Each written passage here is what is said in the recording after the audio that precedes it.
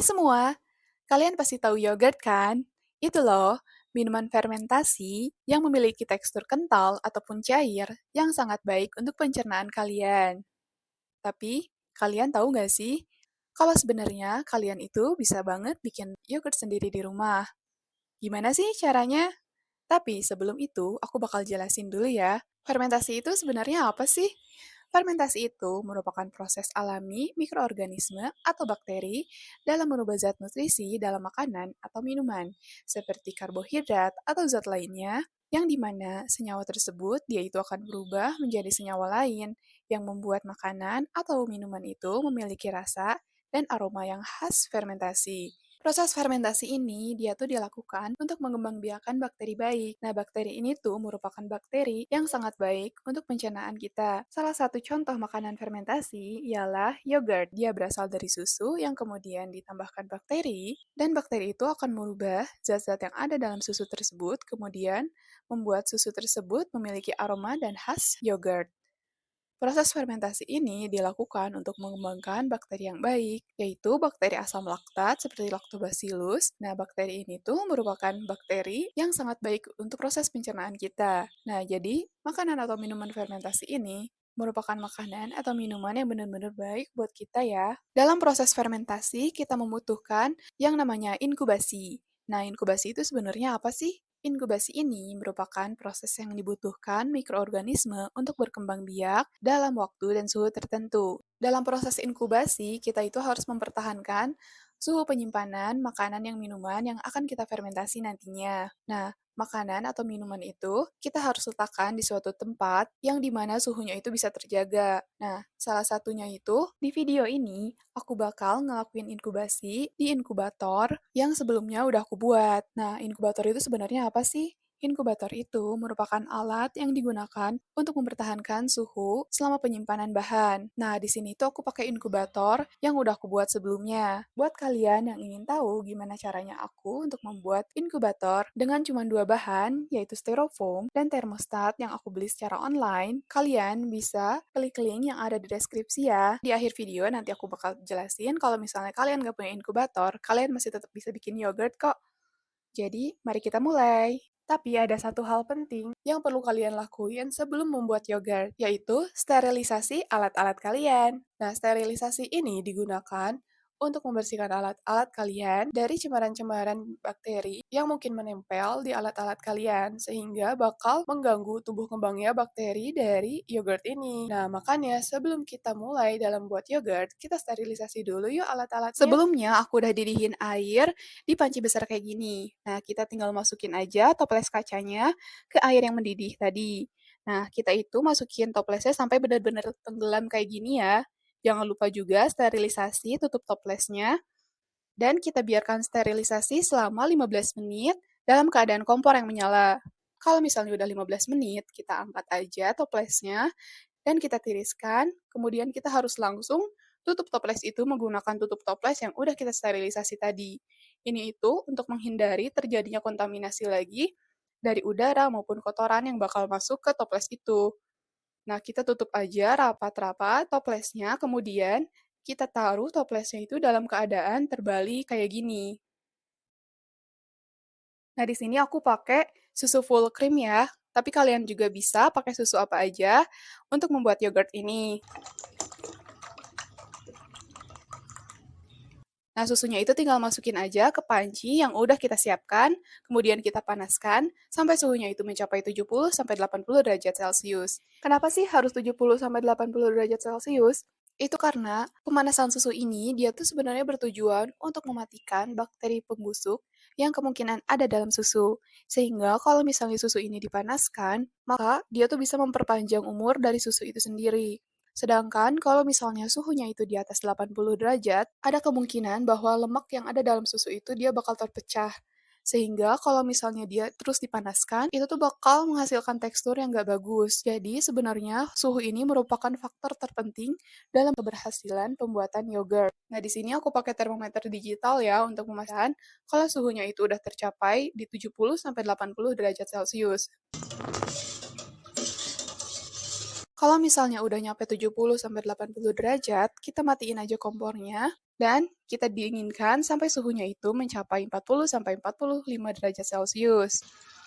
Nah, di sini aku pindahin ke teko aja ya, biar lebih gampang juga masukin ke toplesnya nanti. Nah, kenapa sih harus 40-45 derajat Celcius? Itu tuh biar bakteri yogurtnya itu bisa tumbuh secara maksimal. Nah, ini udah 42,3 ya. Kita tinggal masukin aja bibit yogurtnya yang aku ambil dari Greek yogurt Biocool. Kalian bisa pakai merek apa aja, yang penting dia itu Greek yogurt ya. Kenapa harus Greek yogurt? Karena dia tuh memiliki tekstur yang lebih kental, sehingga kalian itu cukup masukin 2 sendok makan Greek yogurt ini untuk susu 700 ml sampai 1000 ml. Kalau misalnya kalian pakai yogurt yang cair, kalian mungkin butuh yogurt yang lebih banyak, karena bibitnya itu dia lebih sedikit kalau yang di yogurt cair. Makanya kita butuh Greek yogurt, biar kita pakainya itu cuma sedikit aja. Nah, aduk-aduk sampai dia tuh benar-benar homogen, dan gak ada lagi gumpalan-gumpalan yogurt yang belum larut. Nah, ini kita aduk aja sampai benar-benar homogen ya. Kalau misalnya udah benar-benar rata, kita tinggal pindahin aja ke toples.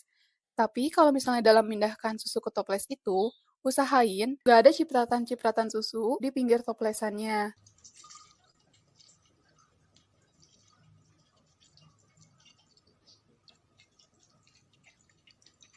Kita tinggal tutup toplesnya dan kita inkubasi. Itu pakai inkubator yang udah aku buat sebelumnya.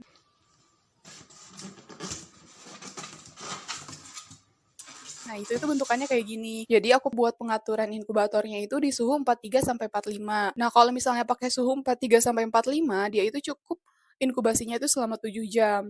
Nah, kalau misalnya pakai suhu ruang, dia tuh kemungkinan inkubasinya itu harus lebih lama, sekitar 12-24 jam. Nah, ini kita tunggu aja sampai 7 jam.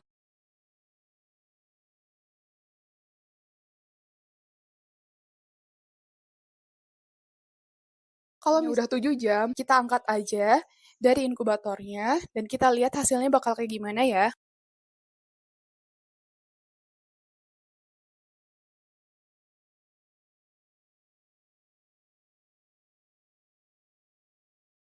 Nah, kalian itu bisa lihat teksturnya di sini ya. Kita buka. Ini susah banget tuh buka toplesnya, guys.